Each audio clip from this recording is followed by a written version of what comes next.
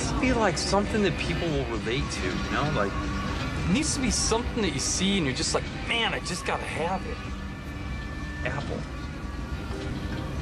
Apple like the fruit? Apple computer. 네, 그래서 애플, 스마트폰, 노트북에 이어 국내 간편 결제 시장에도 마침내 상륙했습니다. 애플페이입니다. 서비스 시작 하루 만에 가입자가 100만 명을 넘어섰습니다. 돌풍일지, 찻잔 속 태풍일지, 이 라이벌 삼성의 대응도 궁금합니다. 염승환 이베스트 투자증권 이사 함께하겠습니다. 네, 이사님 어서 오십시오. 네, 안녕하세요.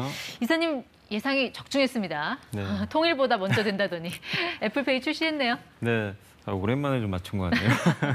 네, 결국 뭐 시간의 문제였던 것 같아요. 이제 상륙은 시간 문제였는데 어쨌든 뭐 그 인터넷 온라인상으로도 굉장히 좀 애플페이가 화두가 되고 있는 것 같더라고요.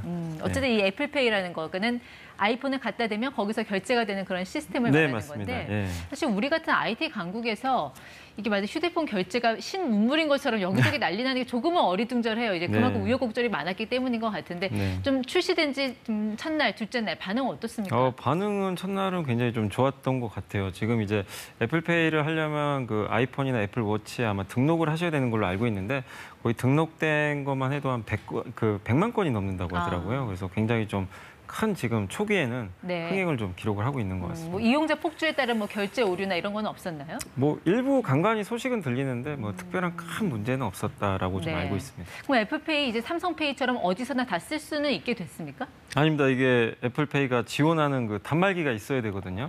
그렇기 때문에 그게 설치 안 된 데는 어렵고 네. 그래서 일부 또 이제 신세계 그룹 같은 경우는 이마트24 같은 편의점은 다 돼요. 네. 근데 이제 다른 뭐 대형 마트나 이런 데 또 안 되기 때문에 예. 그러니까 혹시 사용하신 분들은 어디가 되는지 한번 업체를 좀 따져 보셔야 될 것 같습니다. 교통카드 기능은 장착이 됐나요? 아니요. 교통카드도 거기랑 제휴를 해야 되기 때문에 예. 아직 그 시스템은 없는 걸로 알고 있습니다. 이 애플워치로도 이 애플페이 결제 되죠? 네, 가능합니다. 근데 좀 궁금한 게 왜 삼성페이는 이 갤럭시 워치로 안 되는지 그게 궁금하더라고요. 삼성은 뭐 이렇게 갤럭시 워치까지는 크게 필요성을 못 느꼈던 것 같아요. 아직까지는 좀 이게 시장이 좀 네. 이쪽 워치 쪽이 좀 크진 않다 보니까. 근데 이제 아마 애플이 또 했기 네. 때문에 삼성도 할 가능성이 있지 않나 싶습니다. 그래서 이제 아이폰 갖고 계시는 분들 이제 계산대 앞에서 카드 놓고 왔어 이런 핑계는 못 되겠네요 이제. 뭐 그럴 수도 있는데 다만 이제 이게 지금 사용할 수 있는 카드가 현대카드밖에 지금 안 되거든요. 현대카드와 독점 계약한 네, 지금 거죠? 독점 계약이고 나중에 예. 이제 여러 업체들로 좀 늘린다고는 하더라고요.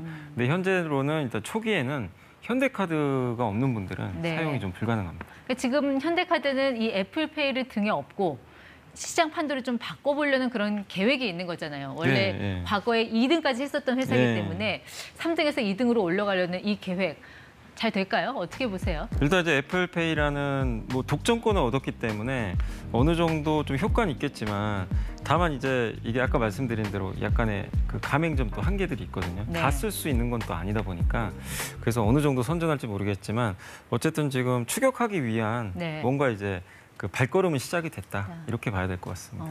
그럼 애플페이가 출시됐으니 이제 삼성페이는 어떤 전략으로 좀 대응을 할 걸로 보세요? 그래서 이제 삼성페이가 전격적으로 네이버페이랑 또 손을 잡았더라고요. 사실 약간 경쟁 관계거든요, 어떻게 보면. 예. 그리고 카카오페이하고도 뭐 협업을 한다는 뉴스가 나오긴 했는데 어쨌든 네이버페이 그리고 이제 삼성페이는 주로 오프라인에서 우리 결제할 때 많이 쓰시잖아요. 네.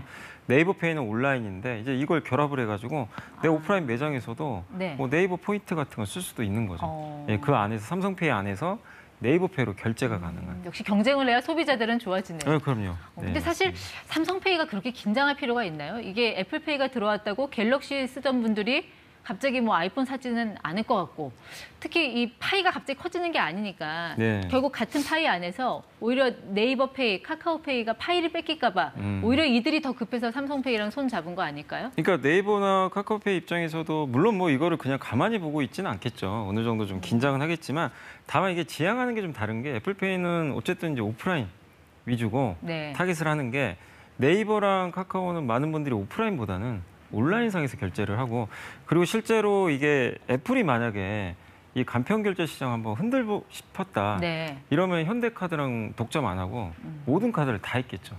근데 지금 현대카드 하나고만 했거든요. 네. 그렇게 봤을 때는 간편 결제 시장을 뭐 이렇게 한번 깨뜨리겠다 이런 예. 생각은 아직은 없는 것 같아서 네이버 카카오가 아직은 뭐 그렇게 견제할 만한 지금 상황은 아니다라고 보고 있습니다. 어쨌든 간편 결제 시장에서 이 애플페이는 후발주자라서 네. 저는 과연 이 초기 시장에서 어떤 전략을 구사할지가 좀 궁금한데 네. 어디에 좀 주력을 할 걸로 보세요? 일단 이제 애플페이 같은 경우는 주로 이제 오프라인 매장이니까 이제 매장에서 사용을 좀 할 수 있게 특히 이제 애플 MZ 세대 분들이 지금 굉장히 많이 쓰고 계시거든요. 이 MZ 세대 분들 점유율은 갤럭시보다 더 높아요. 네, 그렇기 때문에 그거를 이제 그동안 애플페이로 또 못 갔던 예. MZ 세대 분들은 갈 수가 있는 거죠. 내가 갤럭시페이 어쩔 수 없이 썼는데 네. 이제 애플 거 쓸 수 있겠구나. 어. 이제 그런 약간 그 시장 점유율, 그러니까 예. 이 애플 아이폰 시장 점유율 늘리는 그런 효과가 일단 좀 있지 않나 이렇게 보고 있습니다. 근데 이제 중요한 거는 단말기가 그 결제가 가능한 단말기가 아직 충분히 보급이 안 돼 있지 않습니까? 네, 애플 같은 맞습니다. 경우는? 맞습니다. 지금 이게 NFC 단말기라고 이제 알려져 있는데 이거를 이 가맹점에 이게 단말기가 설치가 돼야 돼요. 네. 근데 이제 국내 전체적으로 전체 가맹점의 10%도 지금 안 되거든요. 그러니까 내가 애플페이를 쓰고 싶다고 해서 네. 아무데나 쓸 수가 없는 게 지금 좀 현실이죠. 그러니까 지금 보급이 안 되고 있는 게 네. 과연 이 단말기 비용을 누가 부담을 할 것이냐 네. 그거잖아요. 근데 이거를 사실 뭐 카드사나 애플 쪽에서 해준다면 금방 늘겠지만 그거는 아직 계획은 없는 것 같고요. 정부에서 일부 영세 사업자들 있잖아요. 대상으로 단말기를 일단 보급하는 그 정책은 나온 건 있습니다. 그래서 네. 좀 늘긴 늘 텐데 어느 정도 이게 공격적으로 늘어날지 그리고 가맹점이 이걸 받아줘야 되거든요. 예. 그만큼의 효용이 있을지 그건 좀 지켜봐야 될 것 같아요. 그러니까 가게 주인이 내지도 않을 것 같고 또 애플도 자기 돈 내고 깔 리는 없잖아요. 워낙 뭐 자기 돈 안 쓰는 회사로 유명한 네. 애플이라서 누군가 제3자는 내야 될 텐데. 그러니까 이제 이게 어쨌든 깔려야 되거든요. 제일 중요한 건 애플페이도 중요하지만 내가 아무데나 가서 결제를 할 수 있어야 되는데 그래서 NFC 단말기 이 보급 확대 속도가 가장 큰 지금 걸림돌인 걸로 좀 알려져 있습니다. 네. 근데 가장 결정적인 거는 이제 국내 그 간편 결제 시장이 다른 해외에 비해서 어떤 절대적인 그 시장 크기가 크지 않은 나라잖아요, 우리나라는요. 네. 그런데 왜 애플은 그렇게 우리나라 간편 결제 시장에 기어코 들어오라고 한 뭐 다른 의도가 좀 어디에 있다고 보세요? 근데 이제 어쨌든 많은 나라에서 애플페이가 다 하고 있기 때문에 굳이 한국만 차별할 이유는 없다. 그리고 아까 말씀드린 대로 갤럭시만의 강점이 사실은 페이거든요. 네. 근데 애플도 있는데 사실상 그동안 못했잖아요.